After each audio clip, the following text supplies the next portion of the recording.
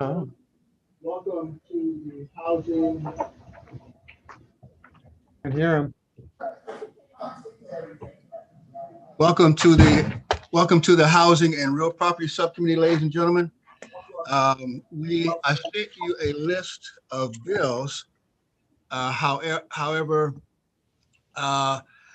one of the bills I would like to put on a hold status until perhaps tomorrow. That is SB 401. And the reason for that is because we're still looking at additional language that may be coming in, okay? Yep. And I want to make sure we have all of the information for us to make a decision on that particular piece of legislation. So we're going to hold SB 401. Yes, Delegate Lehman. Thank you, Mr. Chairman, and thank you for that. I just, we could talk offline, I guess, or I could talk to Delegate Healy. I hope that includes the issue that Delegate Healy raised on foreclosed properties, because that concerns me. Yes.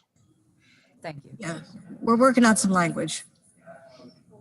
Thank you. All right. So that being the case, then, ladies and gentlemen, let us start with SB 144. And Mary, if you could lower your hand, I'd appreciate that.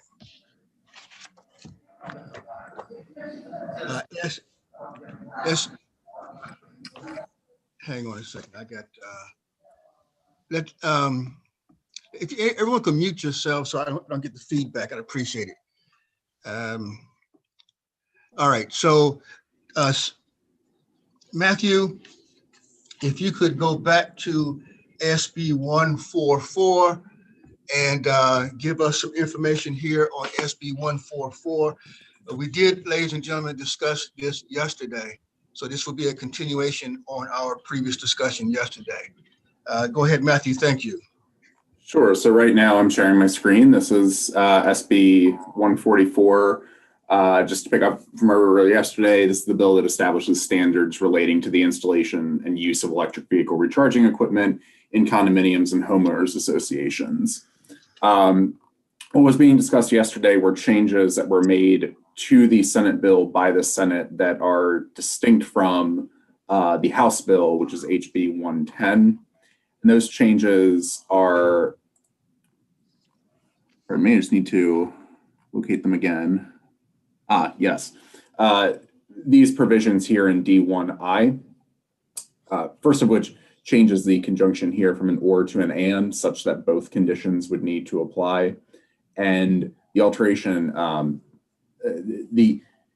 changes the condition such that the governing body shall approve the installation of electric vehicle recharging equipment in the unit owner's deeded parking space or parking space that's specifically designated for use by a particular owner if installation, the House version maintained the is not impossible language.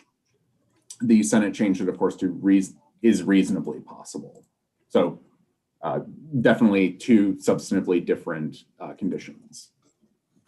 Hey, I think that the reasonably possible is an amendment that we should adopt as opposed to what was in the previous language. Is there any questions? Can I get a motion on the amendments, please? So these aren't amendments, mind you. Oh, I'm sorry. I'm sorry. You're correct, Matthew. I was corrected. This is the Senate version as amended. So we're voting on the Senate version of the bill, period. So what I would be looking for is a motion on SB 144. So moved. A second on SB 1. I hear the second. Any discussion on SB 144? Seeing no discussion, all in favor of SB 144 signify by saying aye. Aye. All opposed say no. Any abstentions? SB 144 is favorable as presented. Let us now, ladies and gentlemen, move on to SB 636. And if you could Matthew, Yep. give us a brief description on SB 636, please, sir. Absolutely. Okay. So this is Senate Bill 636. This is a cross-file of the House bill. However, the House did not consider the underlying House bill. This bill establishes the Passive House Pilot Program within DHCD to assist nonprofit organizations in providing students with career and technical educational experiences through the renovation of residential properties, and establishes a Passive House Pilot Program fund within DHCD to support the program. Generally, passive house standards are characterized by high levels of thermal comfort and minimal energy consumption. So these are energy efficient properties. Okay. And the Senate passed the bill favorably with no amendments. No amendments. Mm-hmm. Let me get a motion and then we'll go into discussion. So moved. And is there a second, please? Second. Discussions, please, on the bill. I see Delegate Wyville, and let me see if I can interpret the palm readings of the hand as the hand is raised there.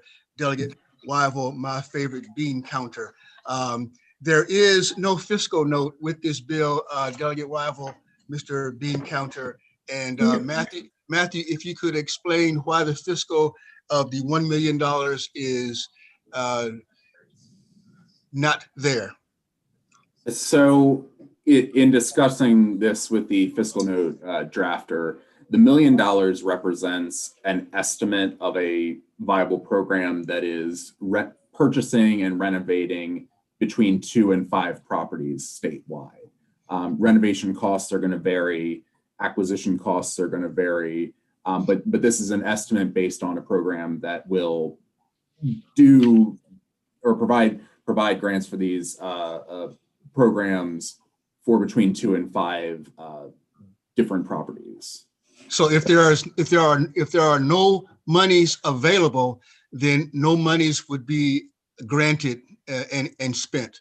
Is that correct, Matthew? Correct. There's no mandate under the program to provide funding for this purpose. It would be money that is appropriated or otherwise. Well, we can look directly to what the fund consists of. It would be any money that's appropriated in the state budget, interest earnings in the fund, or other money from any other source that's accepted for the benefit of this program. Now, Delegate Wyville, please ask your question. I think Chairman Barvey is going to lose his seat in his ability to predict the future. The answer is yeah. So Wait, is Delegate Wyville now Delegate Wyville the Magnificent? Is he no, that goes to our chair, Marvin Holmes. So Marvin the Marvelous. it did have a $1 million fiscal note initially. yes, that's You're correct. saying the language now, it's just discretionary up to the governor to fund it, or any other money that's found can be put into the fund? No. So the fiscal note hasn't changed, but the fiscal note was always an estimate of I don't like to use the term a viable program because what's viable could change. The program could be smaller or larger than what is included in the fiscal note. But there is no mandated appropriation in the bill. That is correct. There's no mandated appropriation. That's That is correct. correct. All right, thank you. Was I spot on there, Delegate You Wyville? were spot on. You're so predictable. Delegate Terrassa. Just to confirm, we had a cross file this, but that hasn't moved. We haven't done anything with a cross file. We have not, and if it's the will of the subcommittee, we can also move out the House bill simultaneously. That way, we will have both of them out of our subcommittee into the full committee. And I was going to make that suggestion as well, Delegate Terrassa, so that we have both of them. But I wanted to get the discussion out first on the Senate bill, and then we can do the same. We can vote out the House crossfire bill simultaneously. Okay. Yeah, thank you. I like this program. I think this bill is a good idea. Fantastic. And- So- and- Go ahead, Matthew. Oh, I was just gonna say, for the members of the subcommittee, the House cross files House Bill 1073, if you are interested in, for whatever reason, yes. So we have a motion and a second. We have had discussion on SB 636. All in favor of SB 636 signify by saying aye. Aye. Any opposition of SB 636? Seeing none, SB 636 as presented has passed. Can I get a motion on the cross-file HB 1031, please? I move that it be, move forward in the same posture as this, so that if it has to be amended, it's the same. There's no amendments, but they're in the same posture, yes. Same posture, same posture. I just want to DFH? be clear that I don't have a problem with the House bill sponsor. So I think we should move that. I don't know. They've settled all their differences, so. He's a halfway decent guy. Point well taken there, DFH. We have a motion and a second on HB 1031. All in favor of any additional discussion? Seeing none, all in favor of HB 1031 signify by saying aye. Aye. Aye. All opposed, say no. No opposition, any abstentions? HB 1031 has been approved by the subcommittee. Thank you, ladies and gentlemen. Now let us go to SB 637. Matthew, if you could give us a discussion briefly on SB 637, I'd appreciate it. Let me just, there we go. Okay, so this is the Community Development Administration Live Near Your School program. A bill establishes a Live Near Your School program and a related home buyer assistance program within the Department of Housing and Community Development. Community Development Administration must administer the program. The home buyer assistance program must assist current and recent graduates in receiving low interest loans to purchase homes near the public institution of higher education attended by the individual. There were a series of amendments placed on the bill by the Senate. Those amendments make technical changes, authorize instead of require the Community Development Administration to administer the program, and authorizes the use of available funding resources for program oversight, marketing, and loan distribution. And would also alter the definition of current student and recent graduate. Finally, the amendment would place a 3-year sunset on the bill. And if I can expand upon what you've just said there, because I saw my favorite bean counter's hand being raised. This is also a may and not a shall for my favorite bean counter there, Delegate Wyville. So Delegate Wyville, please ask your question, please. And the answer is? You just did, but he didn't answer it. This is not mandating any appropriations at all. Yeah, It's not a mandated appropriation, right? It's just authorizing. That is right. correct, sir. There's not a mandated appropriation. I'm just page 3. double checking as I do All right. due diligence. All right. If you look at page 3, I think it's up there, line number 1 or something. All right, Delegate Holmes, that- you're 2 for 2. That's Hey, about, this is opening season of baseball. I'm batting 1,000. Hot diggity dog.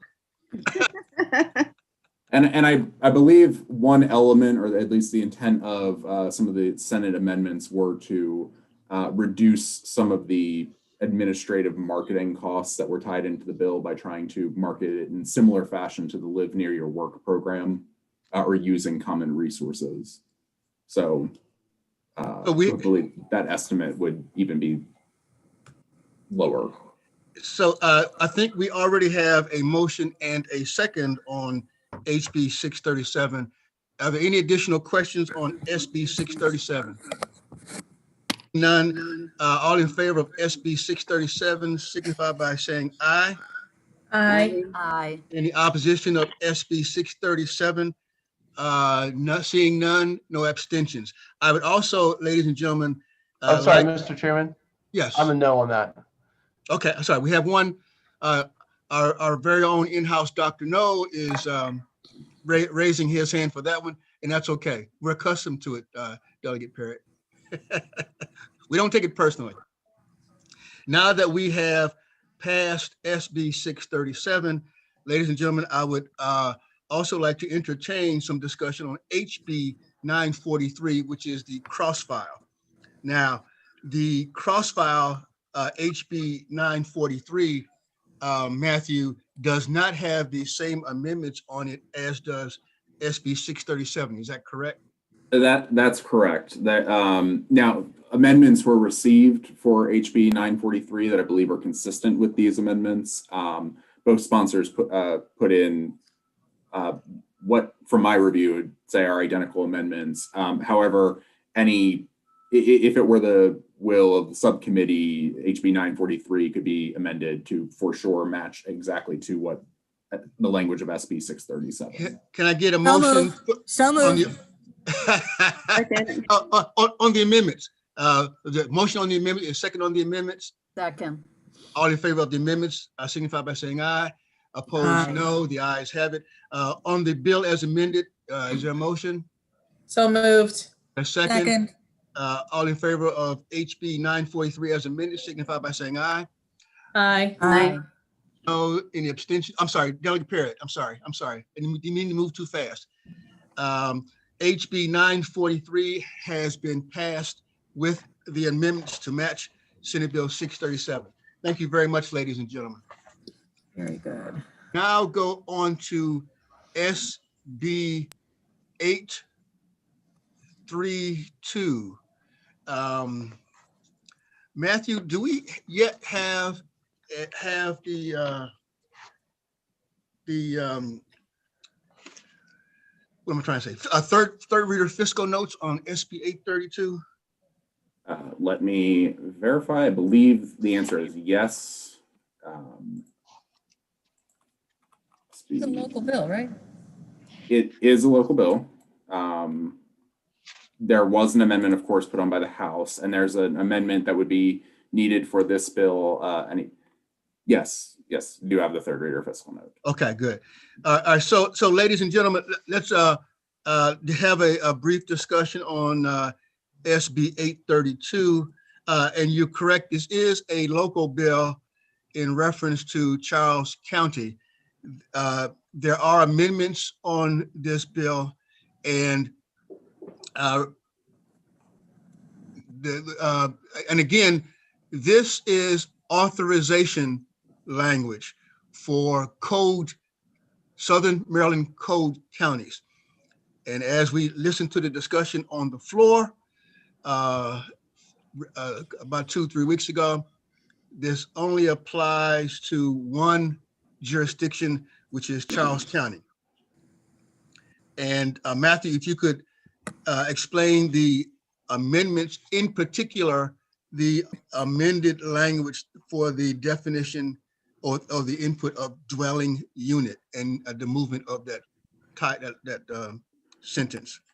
Certainly, and it may, if it comes to it, I will also pull up a version of the House bill. So the amendment that's being discussed is the amendment that was put in by the House delegation and would expand the bill to include not just multifamily dwellings, but single-family dwellings as well.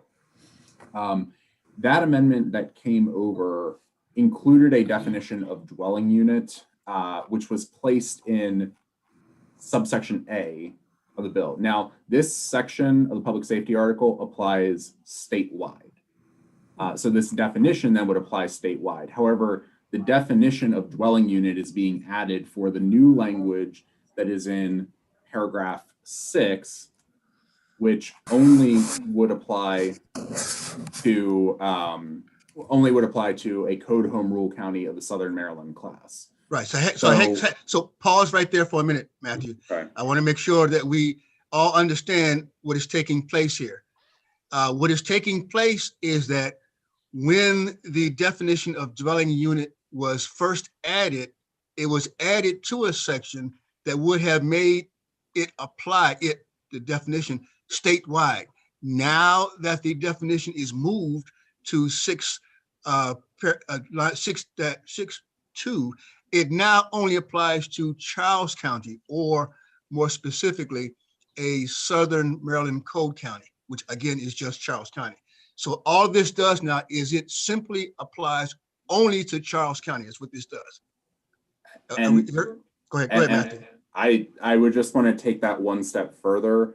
The requirement to register, or the authorization to allow the Code Home Rule County of the Southern Maryland class to require a property owner to register the property and provide for the inspections, that always, and I just want to reiterate, always only applied to a Code Home Rule County of the Southern Maryland class. Right. What is being discussed here is the definition of dwelling unit, which was in the original amendment placed in subsection A, and those terms would apply anytime dwelling unit is used anywhere in this section, which has statewide applicability. Right. So we've taken care of it and now made it apply just specifically to the Southern Maryland Code County, which is Charles County. Now, may I have a motion on the amendments, please? So moved. Is there a second on the amendments? Second. Is there any additional discussion on the amendments to SB 832? I have a question. Yes, ma'am. With this amendment, are we rejecting what the Senate did? Or not? No, because the Senate never amended the bill in the way that the House amended the bill. The Senate bill came over with a favorable report. However, so are we making the Senate bill conform to what the House did with these amendments? Not quite. I would like to do that next, however. Okay. So, because one of the amendments that was not adopted by the Senate is the one that we're discussing now, about moving that definition from statewide implications to now only Southern Maryland implications. Okay. So sorry, I don't mean to be pedantic. The Senate has not considered the House cross-file yet of this bill, but the House cross-file, HB 1061, includes the changes made to paragraph 6, such that it would apply to a dwelling unit or a multifamily dwelling, but still has this definition up in subsection A. The issue was discovered, unfortunately, after the fact. Okay. So I've spoken with, and the Senate Council understands the issue. This would be a technical fix because the definition of dwelling unit is only being added to apply here to this new paragraph 6. Okay. We're straight? Okay. Yeah.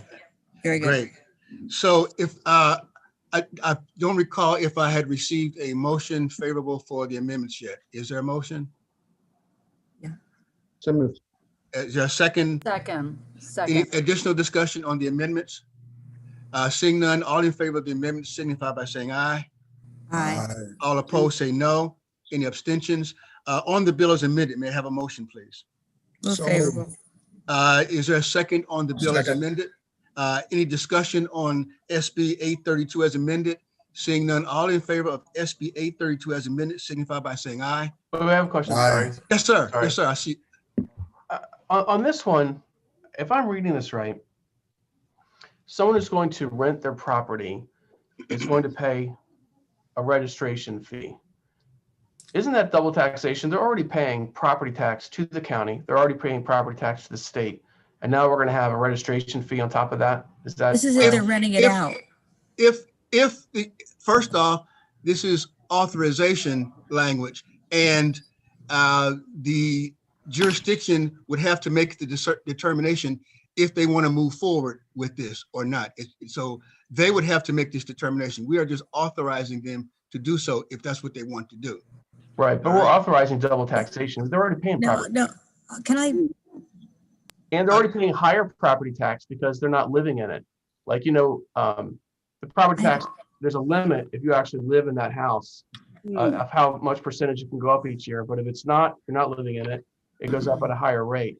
This is not a property tax. I'm going to let me make sure. Hang on a second. Let me make sure that Delegate Perry is finished with his question. So yeah, so it's a fee. It's a registration fee that you have when you're going to rent out property. So O'Malley said it, a fee is a tax. So, Okay, Delegate Healy. Yeah, I just want, Delegate, oh, okay, I'm sorry. I just want to be clear about this because a lot of jurisdictions, and including the municipality I live in, have a registration and regulate rental of the houses that people rent out. We live near the University of Maryland. There's a lot of these, and to pay for the inspections and for making sure that they're following the rules of, people in the neighborhood. They do collect a fee, and it's an annual or once every 2 years or whatever. I mean, it's to cover a service. So it is, in that sense, an actual fee and not just an additional charge. And if I could chime in on that, when a property is rented out, as Delegate Healy indicated, there in most cases are inspections that are provided, and so this, like Delegate Healy said, is a process to cover those services. I will now go to Delegate Lehman and then go to Delegate Weibel. Well, thank you, Delegate Healy, and thank you, Chair Holmes. I was going to say the same thing, having been on the County Council in Prince George's. Delegate Parrott, I can assure you these fees don't even come close to covering the inspections and making sure that these units are habitable, that they're safe and habitable. This helps sort of subsidize, if you will, the cost of those inspections. It by no means covers it, but that's the reason for the fee, is to make sure that these properties are safe. Thank you. Delegate Weibel? All right, Mr. Chairman, do you want to go 3 for 3, or are you totally blindsided on this one?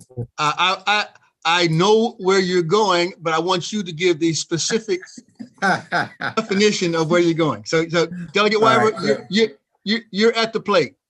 My first question is, why didn't the language just say Charles County if Charles County wanted this? Because That's our code county. Okay, but as the discussion on the House floor was, it could pull in multiple counties if those counties decide to go code. I understand currently there's only one code county in Southern Maryland, but there could be more. So why didn't they just say Charles County? Can someone explain to me why the language was written? It's a matter of constitutional drafting. If to draft for a code county, you have to draft for all the code counties within, either all code counties or all the code counties within a particular class. If it's something that's a power that is held by, at least in part, the code counties, if you're altering that power. Even though they're the only one right now. That's correct. They're the only one right now. Yeah, that is correct. Right. It has to apply equally to all code counties in the class. And I guess I'm concerned about the amendment that pulls in single family, because I think a lot of people were blindsided by that. So what was the reason for it being amended to pull in single family homes when initially the intent was just to regulate multifamily? That was the will of the delegation. So they voted on that amendment and changed it? Yes. Okay, and then what was the vote? Do we know what the vote was on the local Board of County Commissioners in Charles County? The commissioners, I don't think we have a recording of the commissioners. As we do have a vote count on the delegates. I don't think we have a count on the commissioners, however. Matthew, please chime in. I'm looking up now to see if the county commissioners had my apologies, just 1 second. Jen, do you have answer to that question? Well, if it's just as enabling, usually you don't get the vote of the commissioners because Okay. it's just enabling and goes to them. If it was my county, you would. And sometimes Prince George. Anyway, Matthew, can you continue to research and see if you have All right, thank you. So there is testimony in support of House Bill 1061, which is the cross Cross-file. file of this from the Charles County government. Okay. So it would appear that Charles County government is in support of this. Does it say what the vote was or not? Doesn't say. It does not. Let me scanning. It does not say, but it does specifically speak to the amendments that would allow legislation to cover all residential units. So Okay.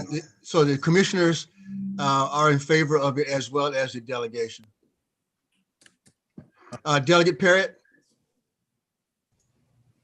you're muted. Delegate Parrott, you have never sounded so well. I'll tell you. There we go. All right. Thank you, Mr. Chairman. So for these inspections that we're talking about, aren't those inspection fees charged to the person who's renting the property as well? They don't just go out there and do it for free. No. Well, again, Like if let's it's a keep. lead inspection, they pay for that lead inspection. Let's keep in mind here now, what we are doing here with this particular piece of legislation. I don't want us to get too far off track in terms of hypothesizing about what could in fact take place. What we're doing here is we're authorizing them to set their own standards.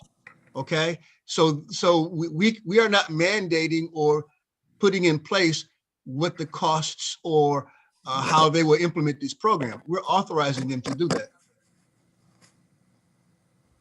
Right, I understand that, but I don't think this bill doesn't show any fees going away. It's just a new fee for people in Charles County. Potentially. Right. The county government, it's really about empowering county government to do what local governments, a lot of other local governments do, but they can't do it unless they come to us and get the authorization. That is correct. That is correct. DFH? Yeah, I was going to say that's pretty much the gist of it, right? I mean, we're authorizing them to set it. Are there other counties that already do this and have this authorization already? This is a local. Oh, yeah, there are a lot of counties, not only just counties that already do this, but local jurisdictions as well, as indicated by both Delegate Healy and and Delegate Lehman. In Prince George's County, we've got Largo, Upper Marlboro, Greenbelt, multiple jurisdictions that also have the same type of issue, same type of authorization. So this bill is a local Charles County bill. That is correct. Enabling legislation to allow them to set terms that other counties already do. Also correct. Okay, I move favorable on the bill. Second. Is a motion in a second. Favorable with amendment. Let's do this in the proper format. I'm still going to get to you, Delegate Parrott. We have a motion favorable on the amendments, and we have a second on the amendments. All in favor of the amendment signify. I'm sorry. We have a motion favorable and a second. Any additional discussion on the amendments, Delegate Parrott? Well, it's not on the amendment. It's actually just on the bill. Fantastic. So we have a Are the motion. amendments the ones that pull in the single family? That is correct. Yes. All right, thank you. So we have a motion and a second on the amendments. Any additional discussion on the amendments? Seeing none, all in favor of the amendment signify by saying aye. Aye. Aye. All opposed of the amendments? No. No. Evo and Parrott. Okay. No. Celebrity. Sorry? And Silberti, I'm sorry. Yes. So we have Wyville, Parrott, and Ciliberti in opposition of the amendments. Now, may I have a motion on the Senate Bill 832 as amended, please? Move favorable. There's a second on SB Second. 832 as amended, and any discussion on SB 832 as amended? I see DFH, you have your hand still raised? Nope. Okay, Delegate Parrott, yeah, I see your hand is still raised. Thank you, Mr. Chairman. Yes. I guess in this section of the law that I'm seeing here, it looks like this is a new fee that's only allowed for Charles County. But is it correct? And I guess I'd like to direct that to Matt, that other counties and municipalities already have this exact same tool? In terms of exact same tool, lined out like this. Other counties do have requirements to register rental properties. They do require the charging of a fee. They may require that a fee be paid to support the system of registration, the inspectors that go out and do the inspections. So, I mean, it's not as if counties don't do this. And I guess the reason why it's not in law is some of those are not code home rule. They can just do it on their own. Is that correct? That's correct. Yeah. That's correct. Okay. Yes, that's correct. That's exactly correct. And I understand it's a local bill, so I will vote for it. Thank you. Way to go, Neil. I am impressed. Thank you, ladies and gentlemen. The SB 832 as amended has been moved favorable, and we have a second. Any additional discussion? Seeing none, all in favor of SB 832 as amended signify by saying aye. Aye. Position? No. Fantastic. Oh, why? Sorry, didn't mean to burst your little bubble there, Marvin. You did burst it too, I'll tell you. Pop, pop, pop. We have Somebody's got to stand in for Parrot. we have Wyville and Ciliberti, I believe, is opposition of SB 832 as amended. Therefore, SB 832 as amended will get a favorable report from the subcommittee. Now, there's also a cross-file, HB 10. The cross files, sorry, I don't mean to interrupt, but the cross file is still being considered by the Senate. Yeah, but we do have, so the House bill is not, go ahead, I'm sorry, go ahead. The House bill was passed out ahead of Yeah, crossover and is being considered by the Senate, so there's no action to take on it. That is not in our possession. You're right. We don't have possession of that. All righty. Thank you, ladies and gentlemen. Now, I'm sorry. I thought your hand was raised. Nope, I'm just saying bye. Okay. You trying to get rid of me, Ann, already? No, when are we going to meet again? Probably tomorrow. Okay. Because I have 3 more bills I would like to discuss tomorrow. Okay. All right, ladies and gentlemen, as the chair of our committee would say, you are now free to go. Bye, bye. Bye. Bye. Yeah. Thank you.